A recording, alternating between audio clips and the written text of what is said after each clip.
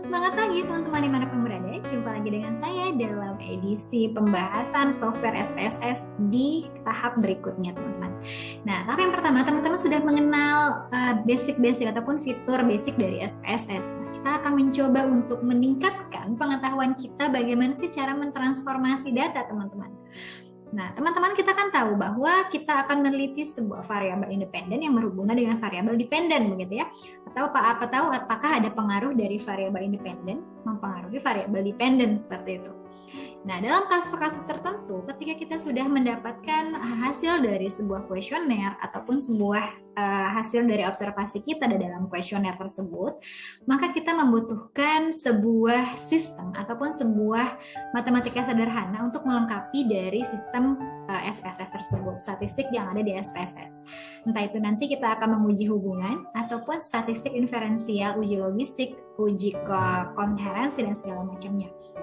Nah, teman-teman, kita akan belajar untuk bagaimana sih caranya mentransform data. Nah, saya akan mencoba untuk men-share sebuah data, tapi belum, ini adalah data dari yang sudah didapatkan. Ini adalah data dari teman-teman. Silakan teman-teman datanya masing-masing. Nah, saya akan membahas tentang transform pada kali ini. Menurut transform, tadi sudah dijelaskan bahwa transformasi data itu kita akan memunculkan variabel baru sehingga dibutuhkan dalam proses uji ataupun proses statistik deskriptifnya. Nah, ini adalah transform. Menu transformasi data adalah ini teman-teman. Yang biasanya dipakai adalah compute variable, kemudian convoluted cases, decode, rank case. Dan kemudian dari replace missing value. Nah, ini adalah format ataupun ini adalah menu-menu dalam transform data yang biasa kita gunakan. Yang pertama kita mencoba untuk mengcompute variabel teman-teman.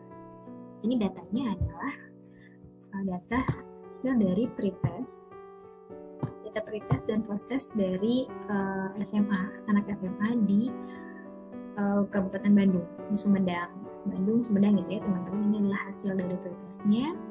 Kemudian kita mau melihat bahwa hasil pretest dan post-test ini berapa sih gitu ya. Kita kan hanya punya data setiap pertanyaan dari kuesionernya.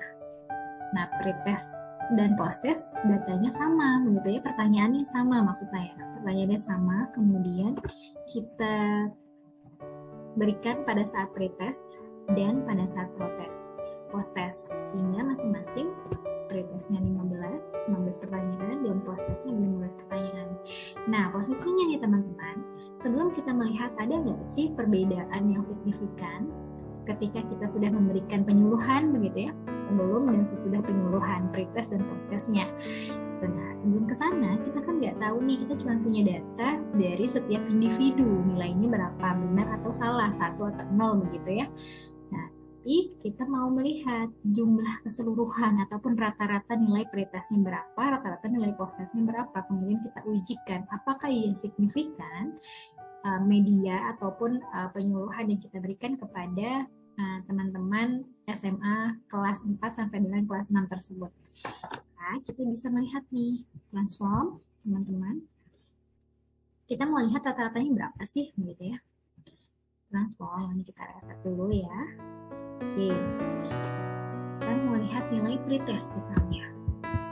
Pretest, nah di target variable ini tidak boleh ada spasi ya teman-teman. Nah, baru kita deskripsikan di label ini. Tes, pretest 1, itu boleh pakai spasi. Oke.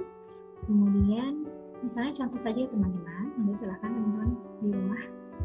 Kita mau lihat rata-rata dari pertanyaan 1 sampai dengan pertanyaan ke-5. Oke, sampai dengan terakhir. Ini kita mau lihat jumlahnya di oke. Nilainya teman-teman. Nah, ini adalah nilai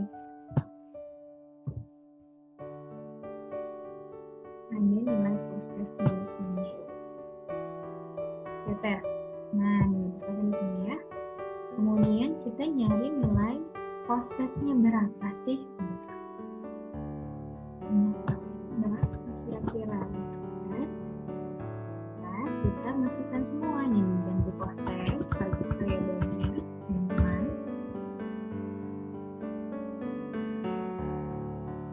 Ganti post-test.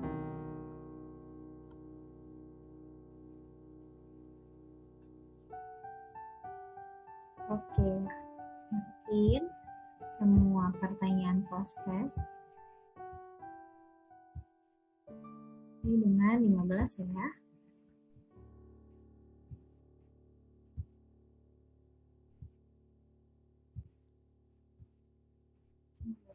Oke. Nah, ini sama semuanya. Pertanyaan post-test yang kita masukin di complete variable. Kita oke.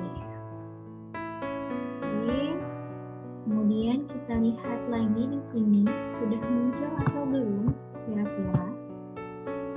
Muncul ya, masih kita compute gitu ya. Ini masih per individual teman-teman.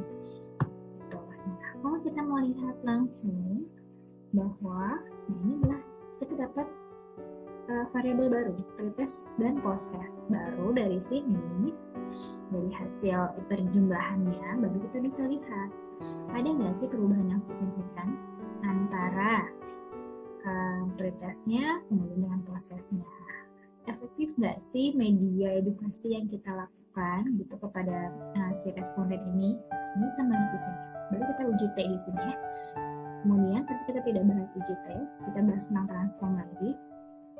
Di sini ada yang namanya recode into different variable dan same variable. Ya, jadi teman-teman usahakan tidak merecode into same variable karena akan mengubah data mentahnya kalian. Gitu. Jadi tidak bisa kita undo. Ya, tidak bisa kita undo ketika nanti kita record into same variable. Kalau misalnya record into same variable, terus kita mau di undo itu tidak bisa teman-teman. Ini tidak akan berubah dan data mentah kita hilang, gitu ya, udah nggak murni lagi. Tapi saya sarankan teman-teman menggunakan record into different variable. Fungsinya apa, gitu kan? Fungsinya adalah misalnya kita sudah mendapatkan yang compute ini, kita mau melihat dengan mengkategorisasikan lagi, mengklasifikasikan ulang. Misalnya nilai yang di atas min itu adalah nilai yang pretestnya baik, bagus gitu ya, pengetahuannya cukup, pengetahuannya baik. Kemudian nilai yang di bawah min pengetahuannya kurang. Kan? Jadi kita mau melihat baik berapa persen sih, kurang berapa persen sih. Kita menggunakan record into different variable. Tentu saja dengan melihat data yang sudah tadi kita lakukan complete variable itu. Ya, jadi ada beberapa step sampai dengan kita melihat berapa persen sih kita mengkategorisasikan berapa persen yang pretestnya sudah pengetahuannya sudah baik, pengetahuannya yang cukup ataupun kurang, gitu ya. Pretestnya baik berapa, post-testnya cukup atau kurang berapa. Gitu. Kita masukkan ke dalam sini teman-teman. Ya, pretest namanya siapa gitu ya. Sebelumnya kita boleh lihat ini dulu teman-teman. Karena kita mengkategorikan, maka ini mau lihat frekuensinya, gitu ya. Jadi min-nya berapa sih? Gitu, kalau kita pakai min atau median, gitu ya. Kita balikin lagi. Kita balik, kita lihat min dan mediannya berapa, gitu ya. Dengan ini sehingga kita mau menggunakan bahwa ini tuh baik, ini tuh buruk, begitu ya.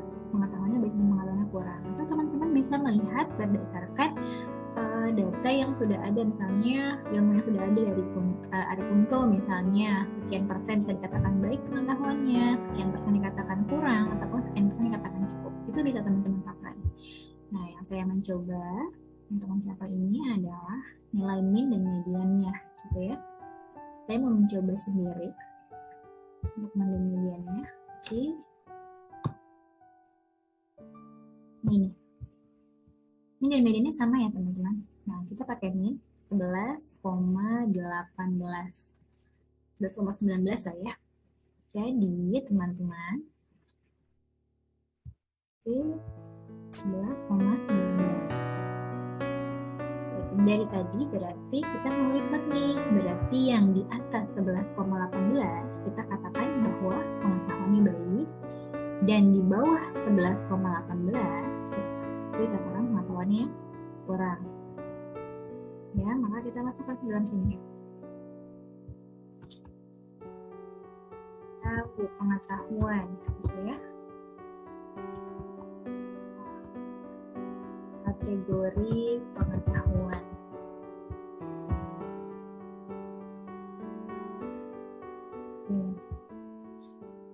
Old and new variable teman-teman masukkan di sini. Maka kita mau lihat tuh lowest true value 11,17 gitu ya. Kita katakan bahwa 1, kemudian ini yang rendah, terus ini highest 11,18 sampai dengan ke atas begitu ya, kita katakan begitu. Oke, ini kita masukkan record-nya mau apa. Jadi saya bilang coding 1 adalah pengetahuan yang kurang, coding 2 adalah pengetahuan yang baik gitu ya. Continue. Jadi kan 11,18 ini yang min ya, min sampai dengan highest. Continue. Oke. Boleh ya teman-teman, maka kita lihat di sini di variable view-nya jangan lupa dimasukkan bahwa 1 labelnya adalah pengetahuan kurang. Iya, jangan lupa ya untuk 2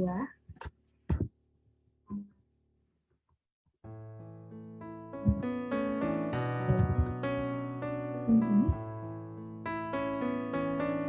Nah, namanya adalah record into different variable. Jadi kita punya di teman-teman. Oke, kategori pengetahuan. Oke, kita punya kategori pengetahuan. Coba kita lihat view, value label. Nah, ini pengetahuan baik, pengetahuan kurang, gitu ya. Oke, 1212 udah dapat. Ini namanya record into different variable. Jangan same variable, gitu ya. Oke, kita lihat lagi. Ini sudah dapat nih pengetahuan baik buruknya berapa. Nah, sehingga kita bisa lihat, oh ternyata yang baik sekian, yang buruk sekian. Gitu ya, ini lebih deskriptif ya. Jadi nanti kita pelajari lagi lebih lanjut. Silakan teman-teman analyze distributive frekuensi gitu ya. Nanti akan muncul nih berapa persen yang baik, berapa persen yang buruk, yang kurang gitu ya. Nah, kita mau belajar lagi tentang rank cases. Rank cases itu adalah mengurutkan nilai, mengurutkan kasus dari yang terberat ataupun dari yang ringan. Misal, saya mau melihat angka pretest ini berdasarkan kelasnya. Siapa sih orang yang dapat nilai pretest terbaik di kelas 4 gitu kan, baik kelasnya. Jadi apakah yang dapat pretest terbaik itu kelas 6 SD gitu ya, ataupun justru yang dapat pretest terbaik itu di kelas 4 SD gitu kan, yang kita harapkan itu makin tinggi kelasnya maka dia makin baik nilai pretestnya gitu ya, ataupun nilai post testnya. Tapi kita lihat dulu untuk rank cases ini gitu.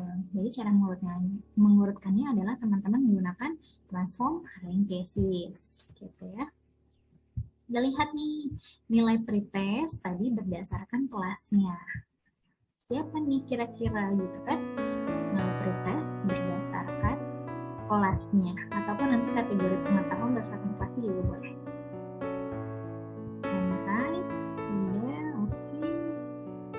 Size itu kalau misalnya ada nilai yang sama ya, nilai yang sama. Ini kita pakai ini smallest value, jadi siapa yang paling terendah, berdasarkan yang paling terendah ini. Oke, kita lihat hasilnya ada di sini. Nah, ini adalah rankingnya teman-teman. Yang paling rendah siapa sih? Gitu. Kita bingung nih, oh yang mana nih yang rendah yang tinggi? Kita pakai data sort cases, coba ya. Sort by rank of pretest biar lebih mudah. Ini sort, jadi kan ini kan sudah kita rank kan, Tapi ternyata ada yang 1,5, rankingnya 1, rankingnya 8 ya. Kita nggak tahu anak 1, 2, 3, 4, 5 itu siapa. Nah, kita rank coba ya ini ya. Oke. Coba kita sort. Nah, sort cases berdasarkan ini. Nah, di ranking terus kita sort casesnya. Sort ya. Ini langsung muncul orangnya. Ya, untuk penggunaan transform data, dia membuat kategori baru sebagai batu loncatan kita untuk melakukan uji hipotesis ataupun uji-uji lainnya dalam SPSS. Oke, sampai sini semoga teman-teman sudah paham bagaimana sih cara mengkomput dan cara merank cases dan tujuannya apa dari tiap masing-masing dari langkah-langkah transformasi data. Nah, semoga teman-teman paham dan kita bertemu dalam kesempatan berikutnya.